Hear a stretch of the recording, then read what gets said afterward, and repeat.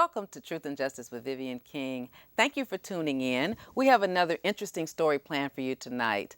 I'm lucky and fortunate enough to have my co-host with me, Mr. Attorney Rudolfo Cantu. You'll hear me referring to him throughout the night as Rudy Cantu, because that's what I call him. But officially, if you're looking for him, his name is Rudolfo Cantu. And he's a very well-known, prominent lawyer on the southeast part of Houston that deals with criminal law, immigration, traffic tickets, all kind of issues on the southeast side. And we've known each other since law school. And when I was a prosecutor, and now as a criminal defense lawyer. So he's agreed to be my co-host, and I appreciate that.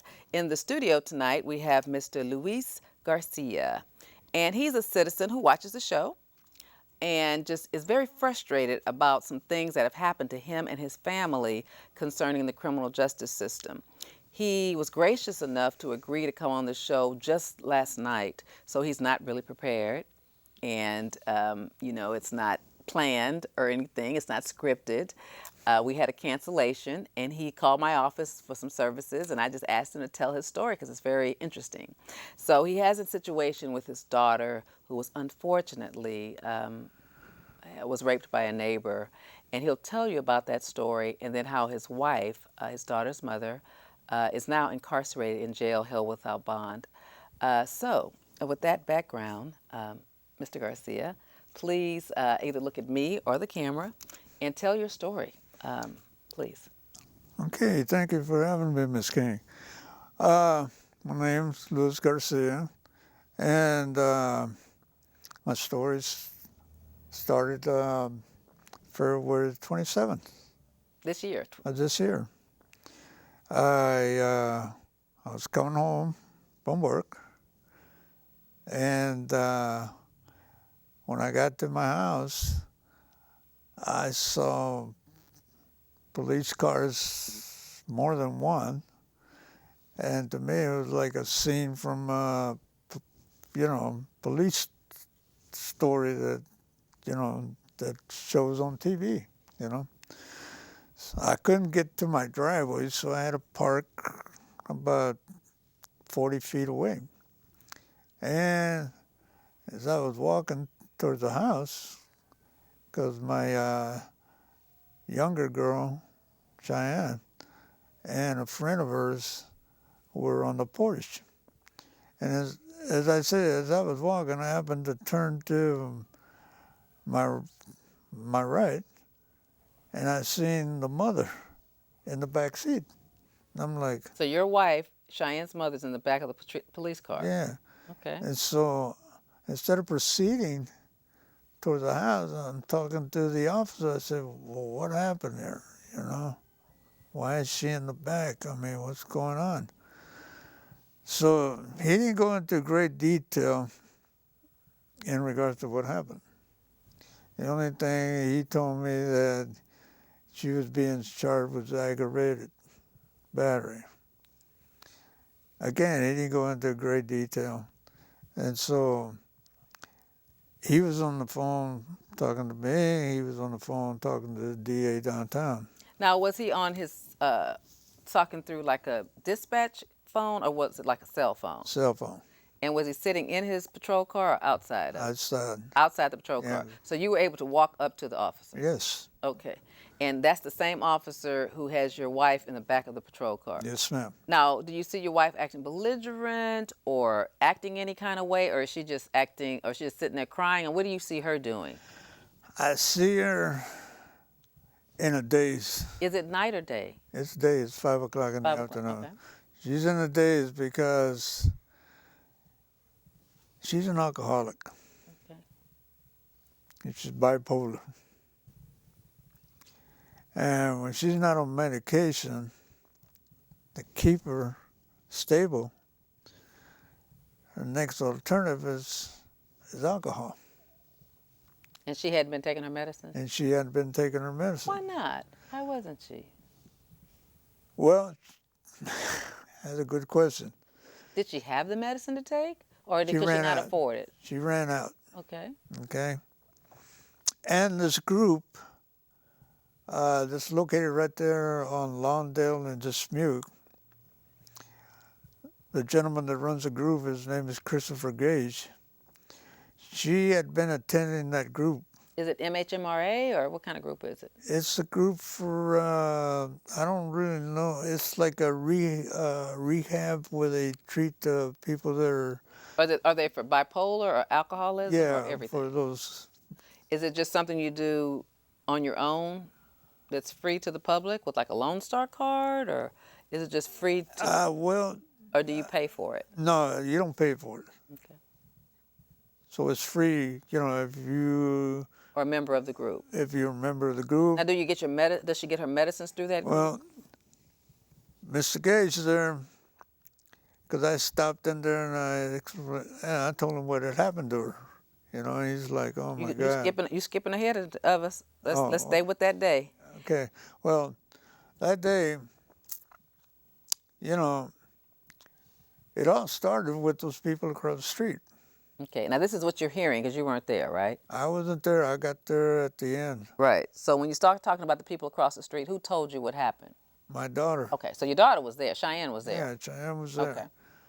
And she had her car parked in front of the house. Your wife did. No, Cheyenne. Cheyenne had her car parked in front of your house. Uh-huh. Okay.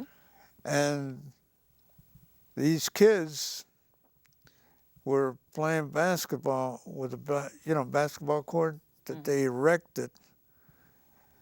And to me, they erected on city property. And what do you mean by that? In the street? No, I look at it that from the edge of the sidewalk to the curb, that stretch of grass, that's city. Okay. Was it on your side or their side? Their side.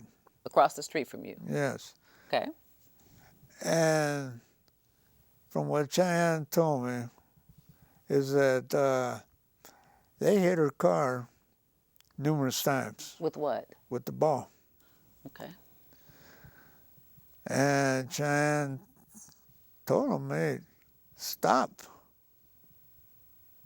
Or I'm going to deflate that ball." Now, during this, Cheyenne tells me that the mother, two adults, the mothers, not Mary. Not your wife and her mother, and your baby's mother, but the mothers across the street. Yeah. They were sitting on the porch. And they didn't make no effort to tell these kids, stop hitting people's cars. Right. Because they hold a grudge against us for filing charges against that guy, And who is that guy? the so-called father of these kids. So there is a mother in the house with the kids. Okay, so there was a husband, a wife, and kids across the street. No husband. Okay, so well, can I say husband figure?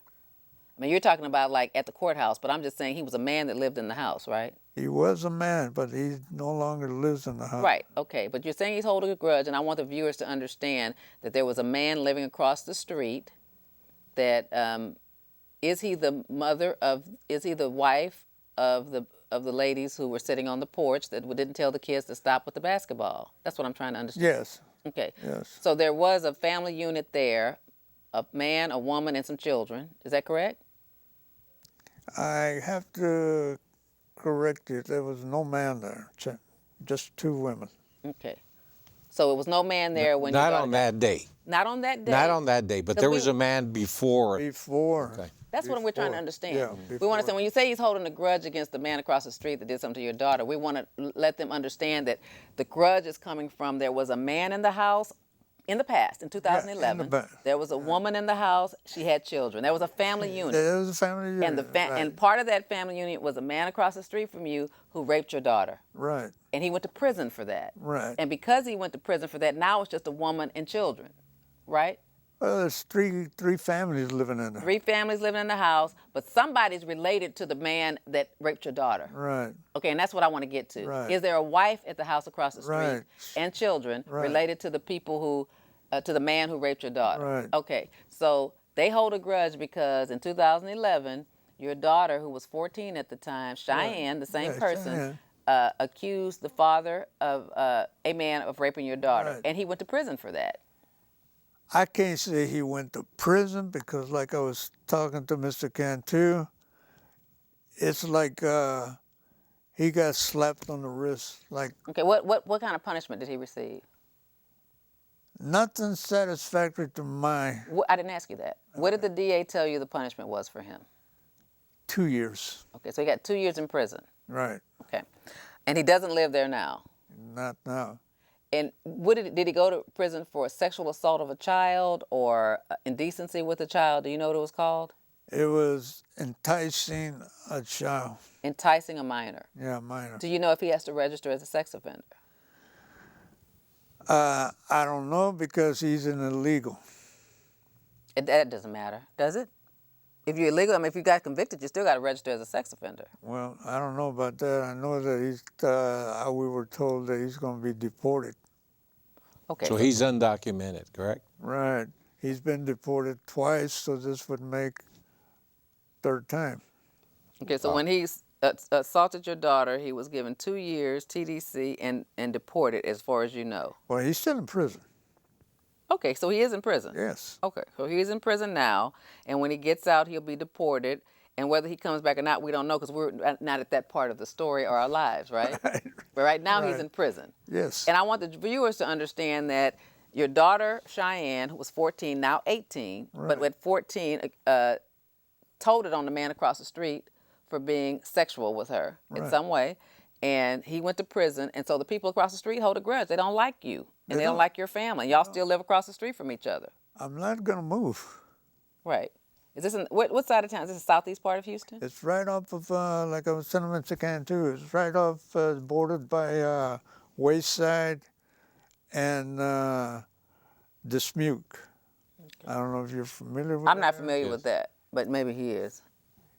And the street is Newport, which the cross street is Sunnyland. Okay? Okay. So, So the issue is there was a situation that happened with your daughter. The man went to prison. He's in prison. So the children obviously probably don't like your daughter because she she has her father there and they don't have their father there, I guess, or their man figure. And so they're playing basketball in the street and they're letting the ball pop Cheyenne's car. yes. So something happened for your wife though to get put in jail. So what happened? What happened is that, again, I wasn't there. Right, according to Cheyenne. What happened is that Mary came out on the porch, intoxicated, and started dancing because she was dancing inside the house and to the music on the cable station, you know, and she was dancing because she was drunk. Well, at least she's happy. I mean, she's bipolar. She could be mad. But anyway, At least she's happy. she came out. She came out and started dancing on the porch. Mm-hmm. You know. While all this is going on, while the boys are playing basketball, Yeah, and the and car and the they- ball is hitting Cheyenne's yeah. car, which is what's her car? And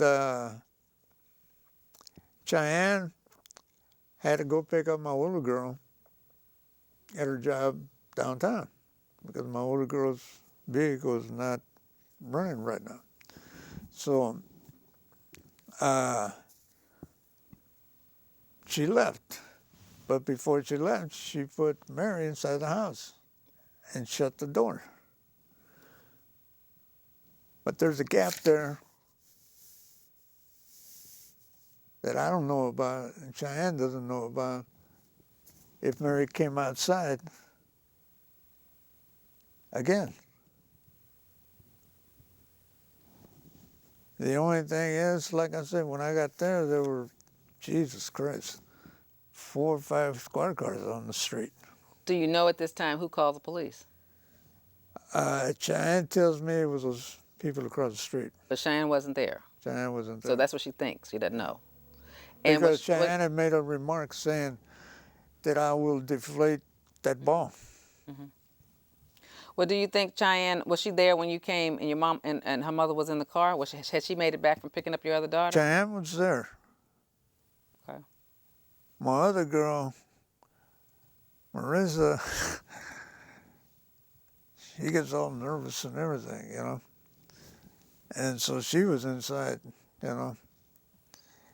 And she kept telling me, Dad, it wasn't Mom's fault. It was people across the street. I said, but Marissa, your mom was drunk. And she's been off the medication, you know. And, you know, So you think she had a fight with a police officer? Because that's what she's charged with well, right now. she's been writing letters from Baker Street. And I read a couple of the letters. It states from her writing, now that she's gotten herself together away from the alcohol. And on medicine in jail. She's on medicine.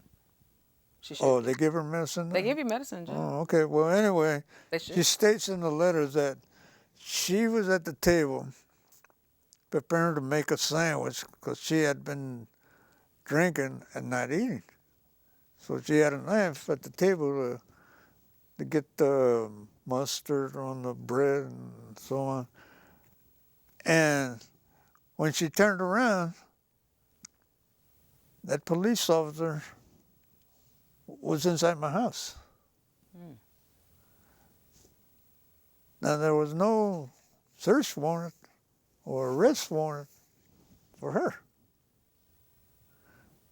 The allegations were all directed across the street. And that's what kind of gets me. I say, why did this person walk into my house and done this? Because being in the condition that she's in, like I stated, a bipolar, an alcoholic, hallucinations that happens when you have all this. She hallucinated that she wrote in her letters that she turned around,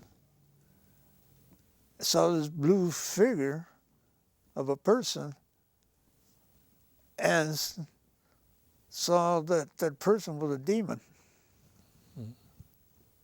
And it was not a demon. Not a It demon. was a police officer, but he scared her because he wasn't supposed to be in her house. He wasn't supposed to be in the house. So it sounds like to me, Rudy, tell me what you think. It sounds like they call the boys or the boys' mamas called the police on Cheyenne, you know, for saying that I'll deflate y'all's ball or whatever she hollered out at him, and then she left. So when the police got there, they figured, you know, I guess the neighbors said, no, it's in, you know, I don't know what the neighbors did, but apparently they sent them into the house. So the officers had no right to go in the house. They should have waited outside. However, their position is going to be that an exception to the Constitution against unreasonable search and seizures is for a welfare check.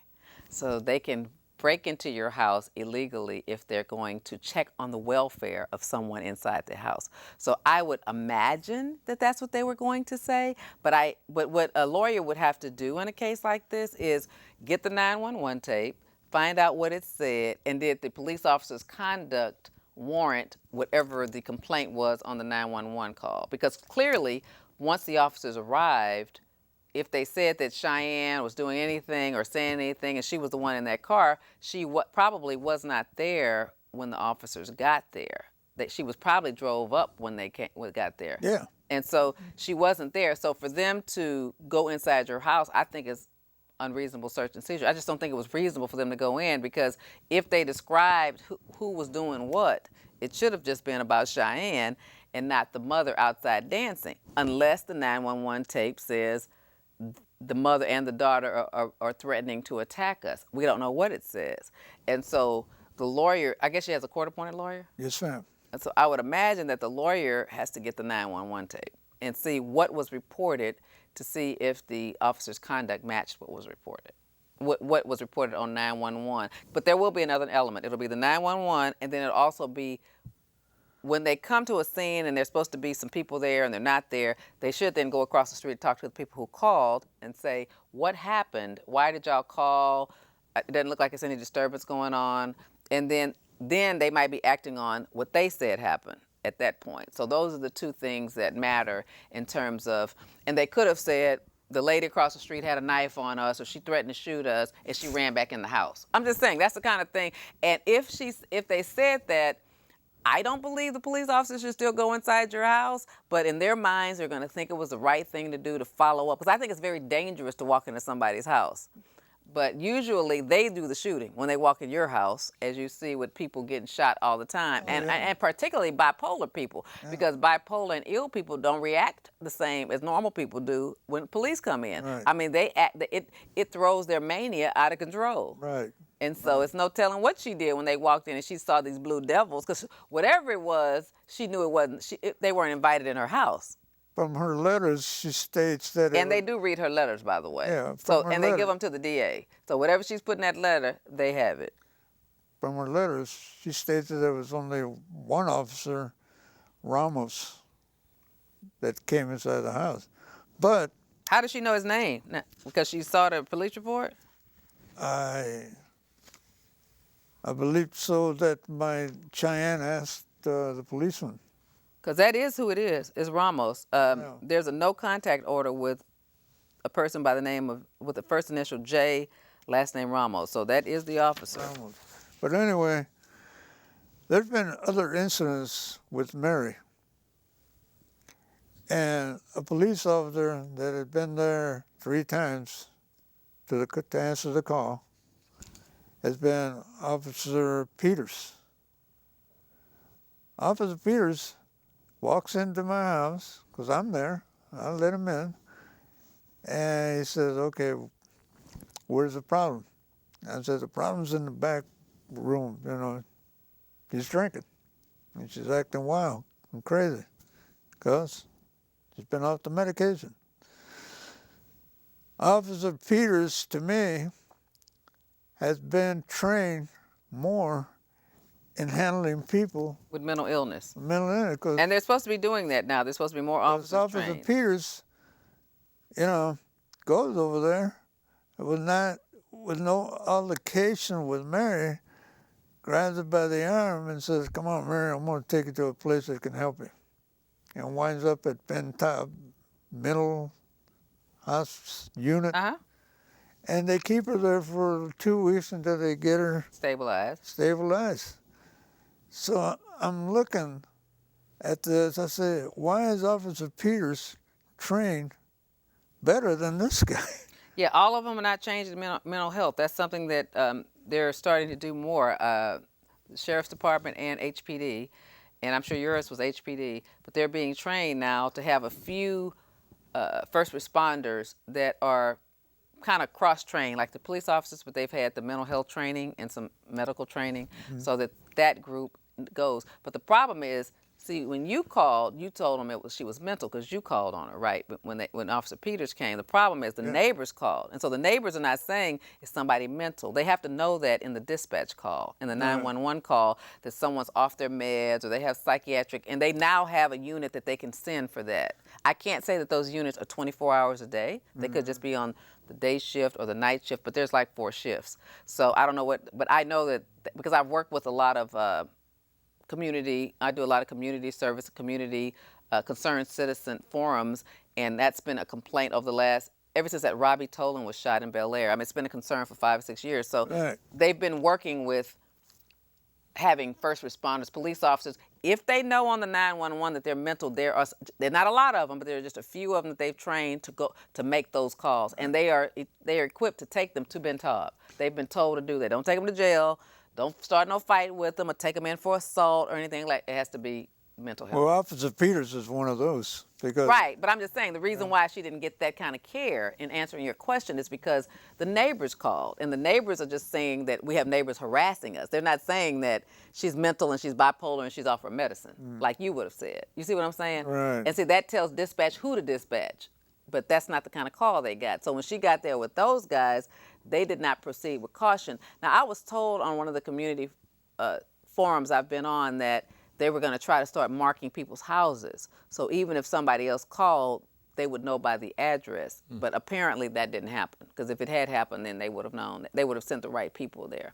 But that is something they were working on, I think, last year, is trying to make sure that not only if someone doesn't say they're mental, that they know where the mental people live. Right.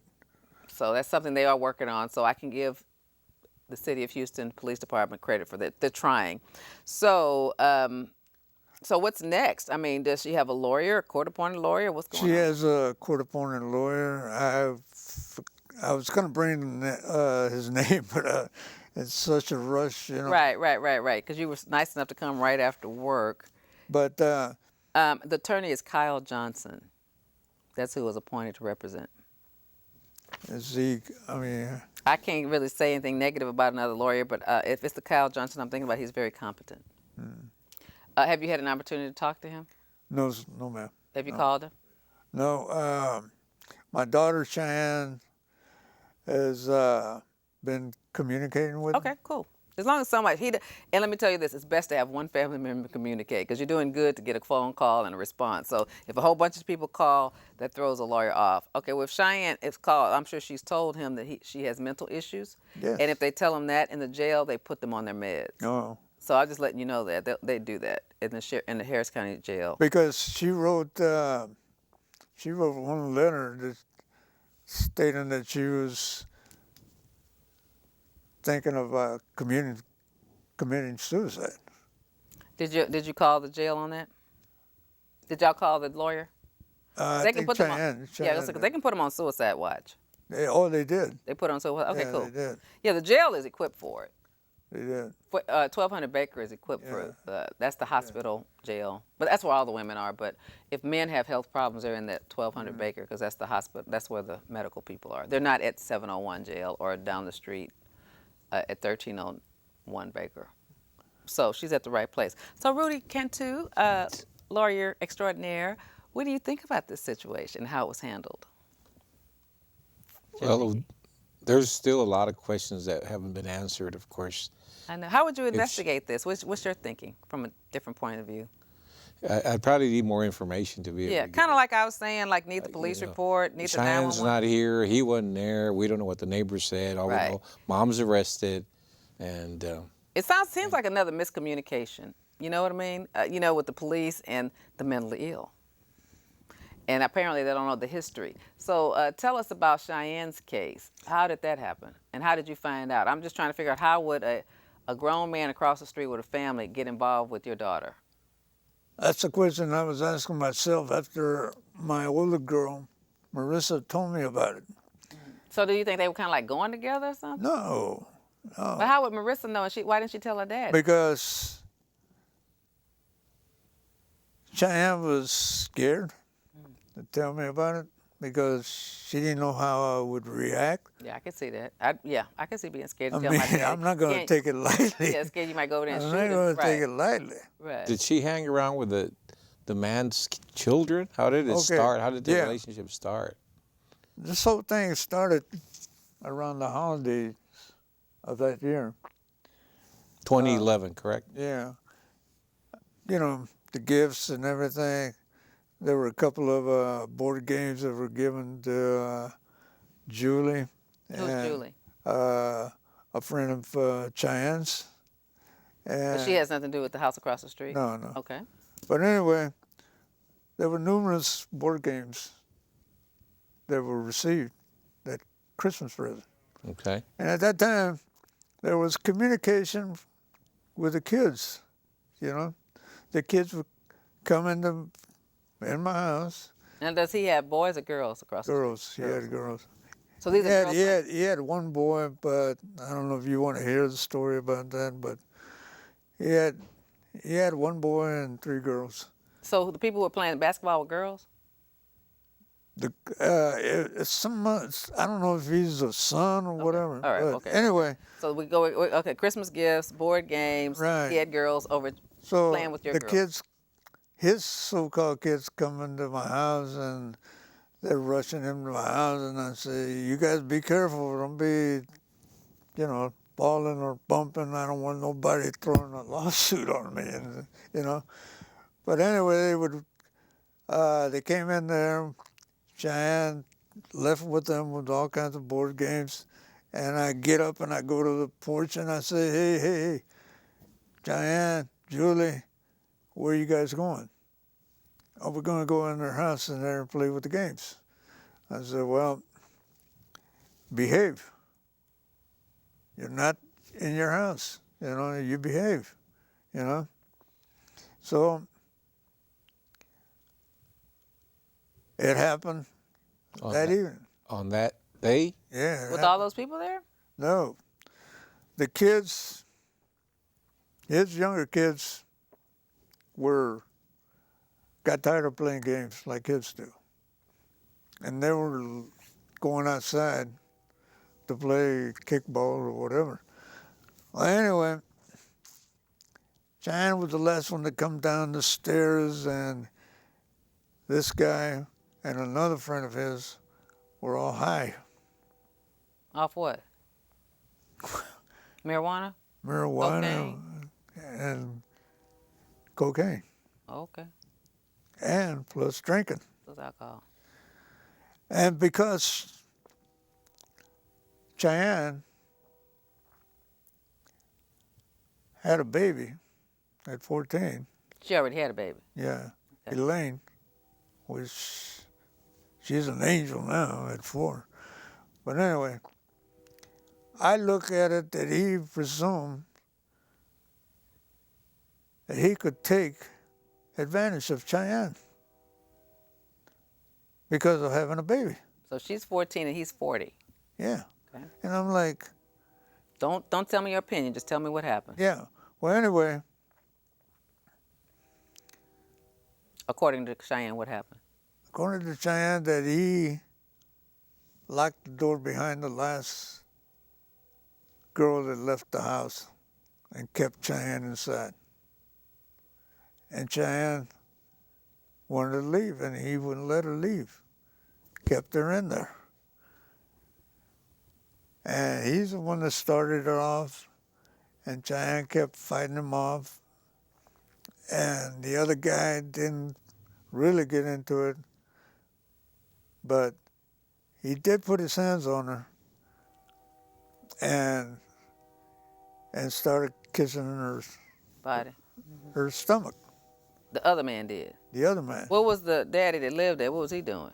He was over here, Playing with her body. playing with her body and touching private parts and all that stuff.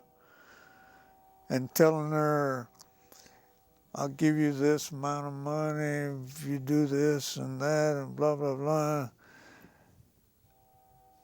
And like I say, Cheyenne was scared to come and tell me what had happened. She confined to her sister, Marissa. Okay?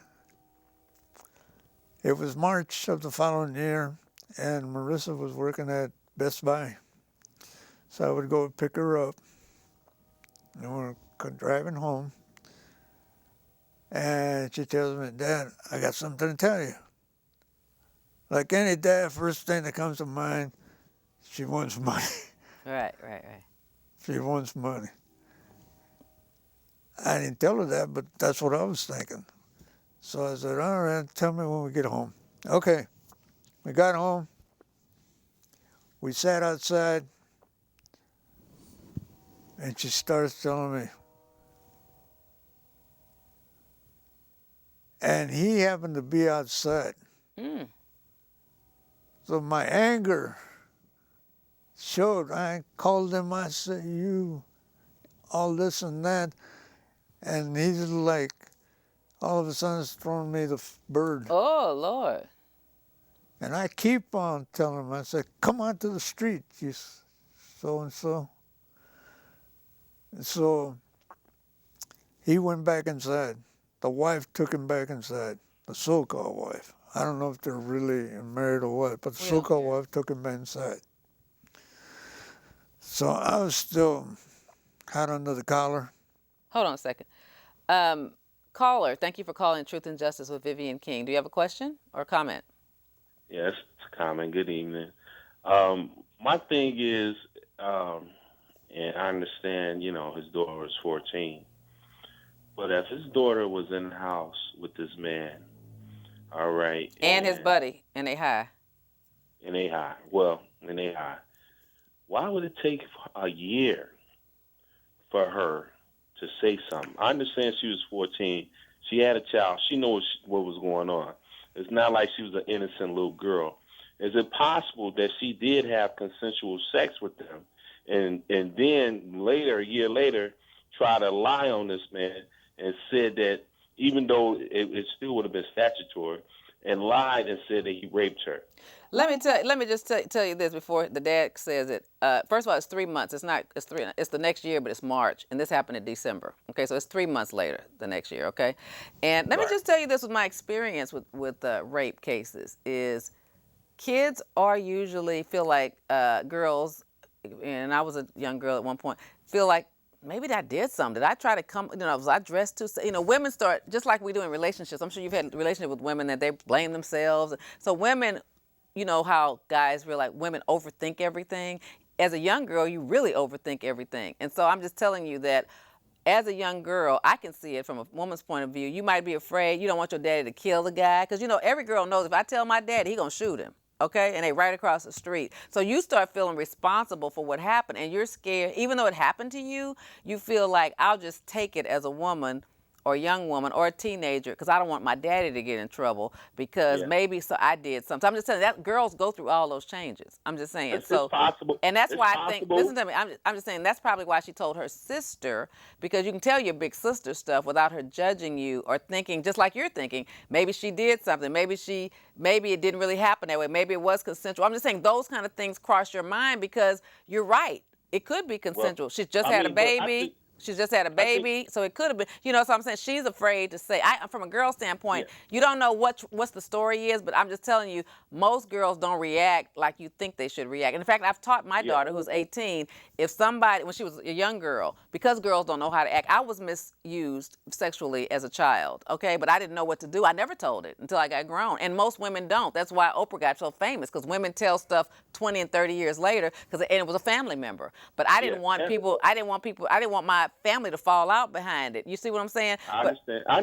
No, I'm just saying, but that's what happens. So you never know what happens. But I'll let you say your comment. But I just want to throw that in to add to the conversation. I understand that. I got 2 daughters, and one of my daughters just told me something like that. But what I'm trying to say is that they're scared to say it, and so I understand that. Yeah, I understand but you got to teach your daughter. But teach your daughter like I taught mine.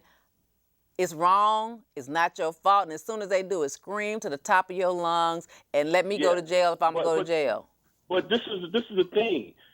In this society, they try to automatically say that some of these little girls are hot. Some of these little girls, some of them are. Hold on, just a minute. Some of these little girls perform the acts. They're the aggressors. And now some of the men, they should be men and not go along with it, but it's not like it's not always like some little innocent girls running and the men. It be them now. Some of the men can't control themselves, and like my daughter, and this happened a couple weeks. She told me she grown now, but when she was young, she told me that this guy, her mother's boyfriend, was messing around with her. Wow. Right? So she said this in front of my sister, to me and my sister. My sister said what she would do, she went real like ballistic, and then my daughter retracted it.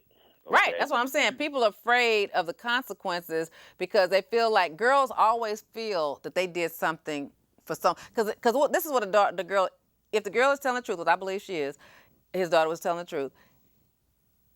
why did they wait until everybody left? Why was I the last person? Did I do something? You know, I'm just telling you because, you know, she might have been talking fast with her little girlfriends, but she didn't want the men, grown men to hear it. You see what I'm saying? Because girls be talking about sex, but they talk about teenage sex. You know, they're not talking about grown men sex. No, but she's a grown. When she had a kid, she was no little kid no more. She no longer a kid with her body, but she's a kid with her mind. She's still a kid with her mind. It's like saying a 14-year-old who raped somebody, he's still a kid, huh?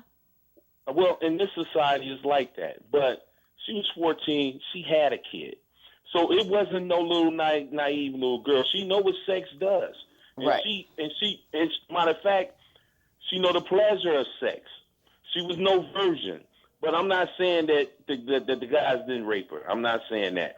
But it's not always every little girl that's innocent. We know that. We know that because we defend them. Okay, right. You ain't have to say that. We defend them every day. I'm well known for winning sex cases. I teach all over the country about teaching lawyers how to win sex cases, don't I? So I know that they don't lie. I mean, I know they lie about sex. I've won cases like that. Everybody knows me for that. You can Google it. Okay, so I'm just saying we know that already, but it doesn't mean that every girl that's telling the truth, telling a story about rape is lying either. So you see what I'm saying? So it's two stories. But tell me, trust me on this.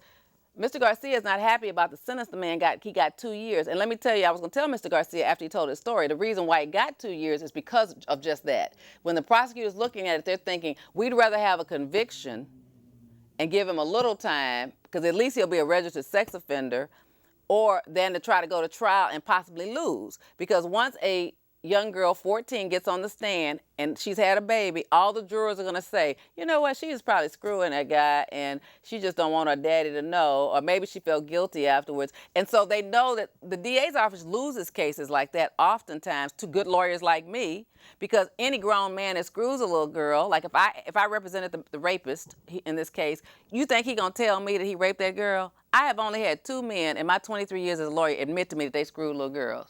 They all lie. Even if they do it, they lie. They're not going to tell you. They can't look in your eyes and tell you they screwed a little girl. You see what I'm saying? People can't tell that truth.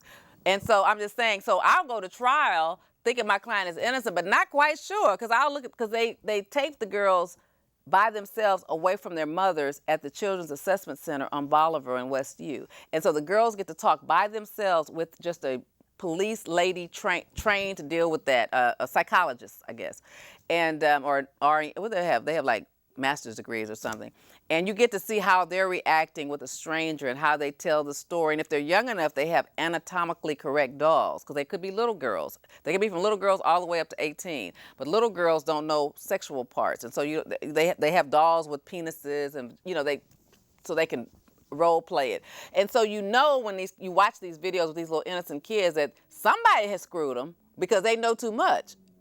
Either that or somebody's letting them watch screwing on TV. You see what I'm saying? They letting them watch rated X movies or something, because Rudy, haven't you seen videos where these kids shouldn't have been able to have that kind of conversation? Right. Somebody did it. But then you got your client looking at you in the eyes, Miss King, get me out of this. I didn't do this, crying to you. So you don't know who did it. So I've won a lot of cases, and I'm not sure these men didn't do it, but they never tell the truth about it. So it goes on both ways when you sit in our shoes as defense lawyers, because the men never admit it either. Absolutely. Never. All right, thank you. Thank you. Okay. You put up a good story. You really do. But, when Marissa told me about that, I directly said, well, we're going to the police department, right? So we went down to Makawa. Right. And they told me, well, the division that works these cases is closed. It's closed. Yeah, they're 8 to 5. You have to come Monday. Yeah, they're 8 to 5, Monday through Friday. They have regular office hours. 8 to 5, Monday through Friday. So I didn't work Monday. You took off. We went down there. And we spoke with an officer named Sean Valente. Mm-hmm. I spoke to him first. He had me in his interview room for about 30 minutes. I was telling him everything that Marissa told me and what that guy did. And keep in mind, Marissa's the older daughter. So the little daughter, Cheyenne, has confessed it to her older sister. Right. And so a young adult. After he got done interviewing me, he said, now I'm going to go get Cheyenne. And I said, well, should I be in here? He said, no, I need to talk to Cheyenne alone. Cheyenne was in there for a good hour and a half. And they're trained to talk to them and question them enough to tell if it's believable. They keep asking them the story over and over and over again. And they have been trained and taking classes too to try to, I mean, they can't tell if someone's telling the truth. I mean, it's just like when you go to the doctor's office. If you tell the doctor your foot's hurting and your heart's hurting, hell, they can't tell. I mean, they have to go by what you say. But they can ask enough questions and maybe develop some tests. And that's the same thing these officers do. They can't tell. They don't know because it happened too long ago. 99% of the cases that we try or that come to the courthouse that are sex cases are delayed outcry. That's a term in criminal law, delayed outcry. So the psychology behind it is that kids are afraid to tell it.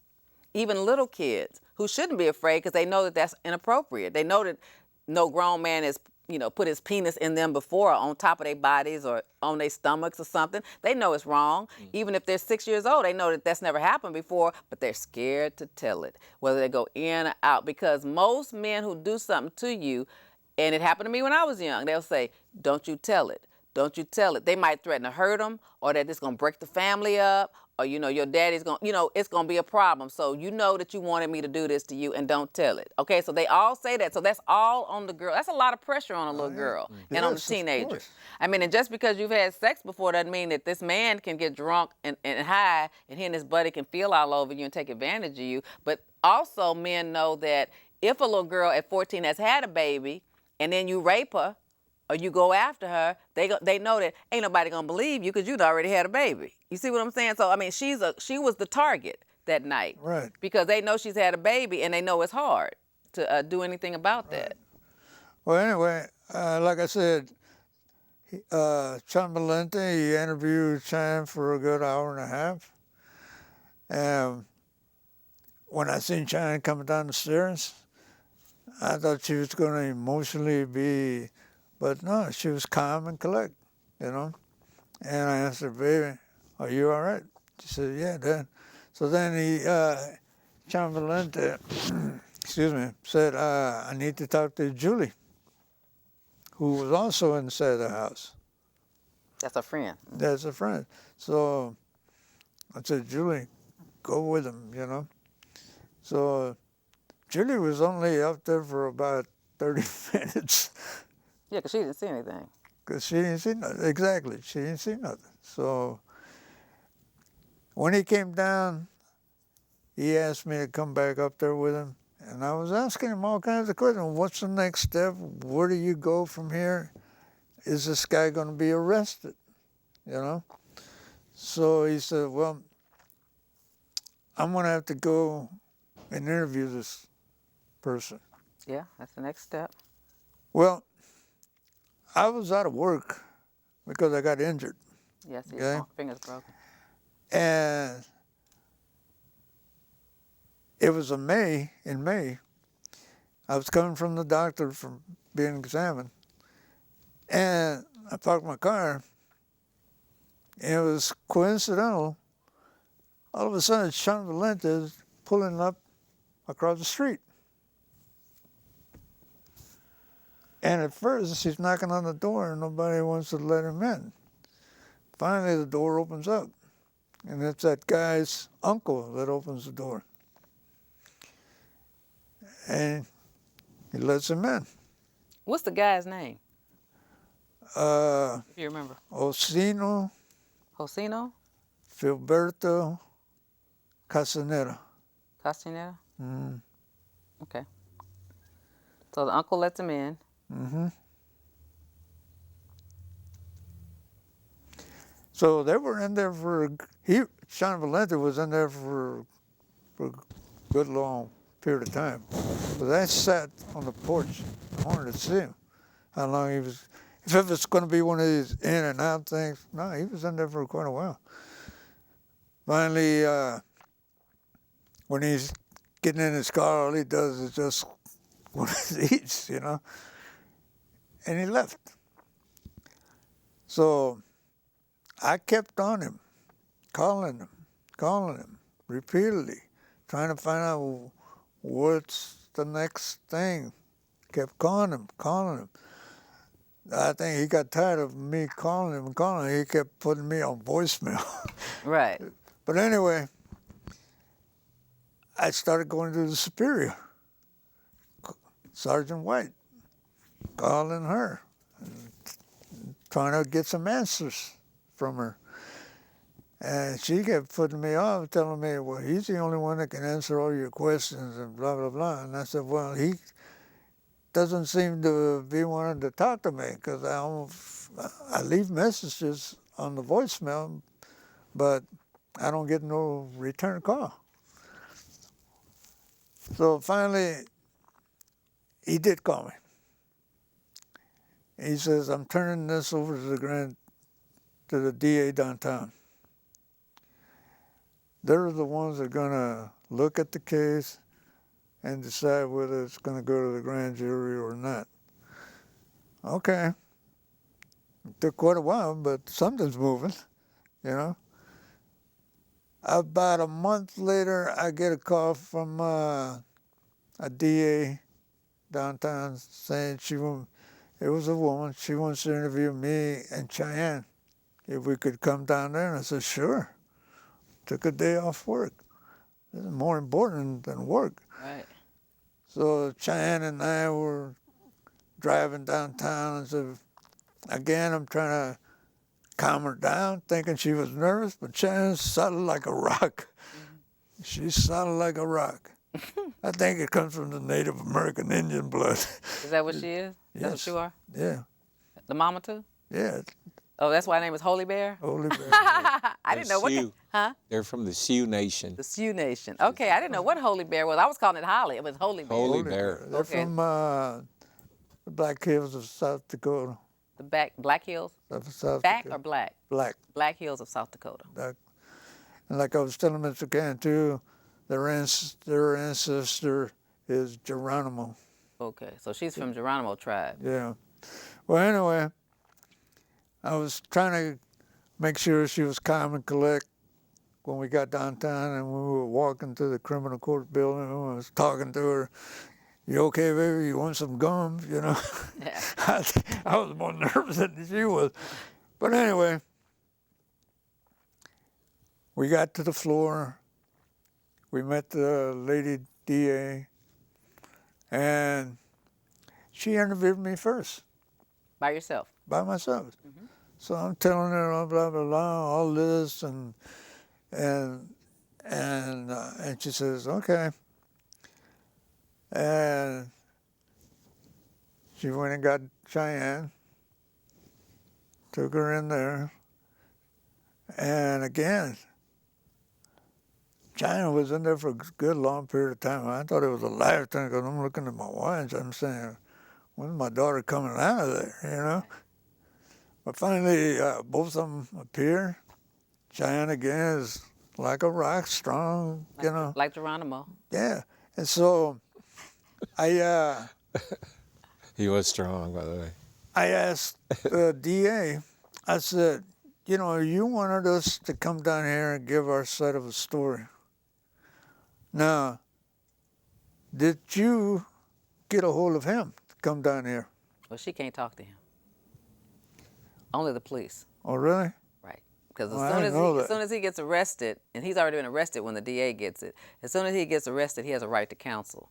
So he can talk to her, but it has to be through his lawyer. Because once you get charged with a crime, the DAs can't talk to you. They can talk to you before, but no one ever accused of a crime has to talk until they get on the witness stand. They don't even have to talk to the police.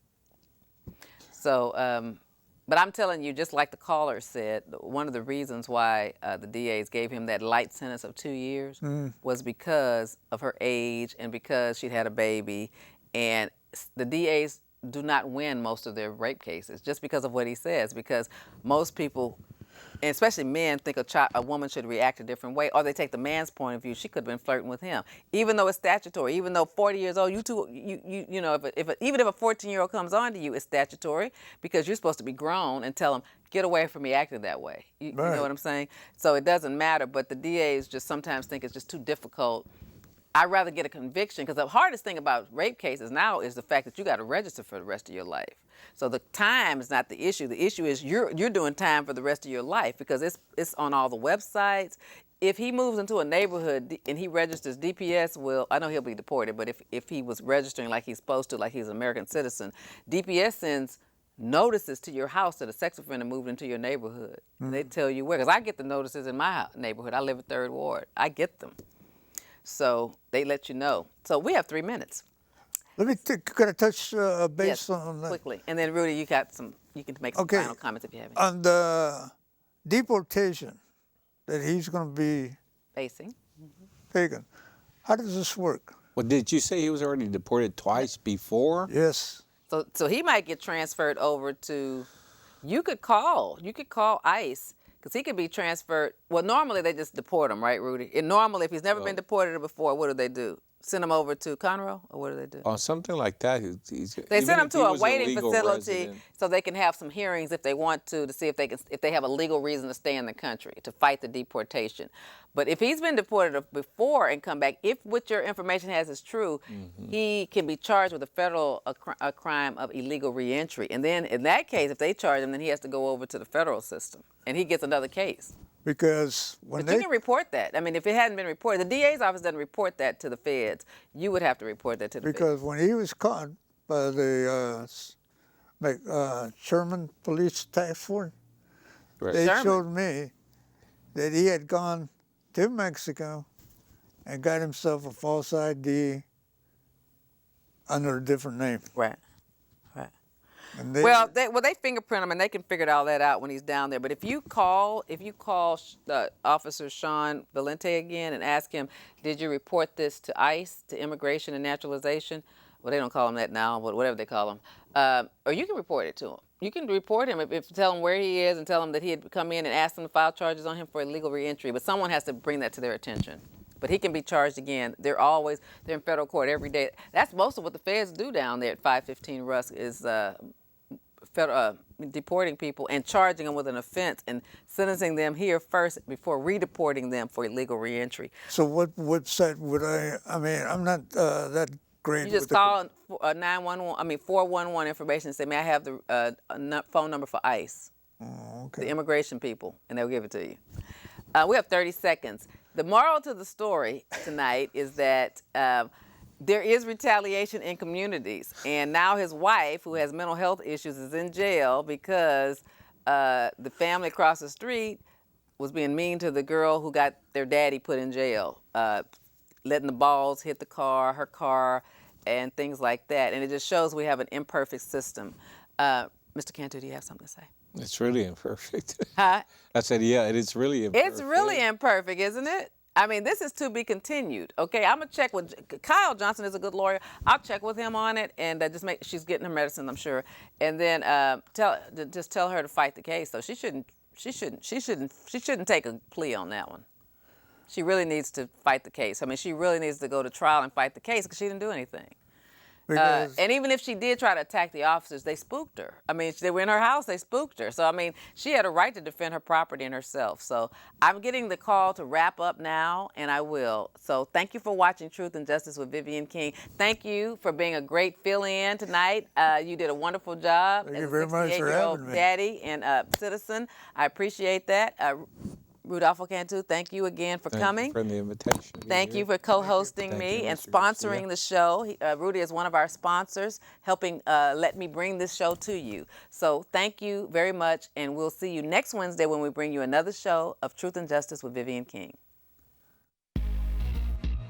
Thank you for tuning in again tonight. We have something really good, a hot topic in the news this week. He's been charged with crime. This is a show where I try to educate